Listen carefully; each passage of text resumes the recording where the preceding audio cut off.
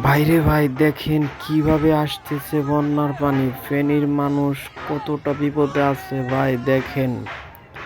এইভাবে যদি পানি আসে তাহলে তো দেশ তলিয়ে ফেলে দেবে ভাই। আল্লাহ তাআলা তাদেরকে রহমত করুক।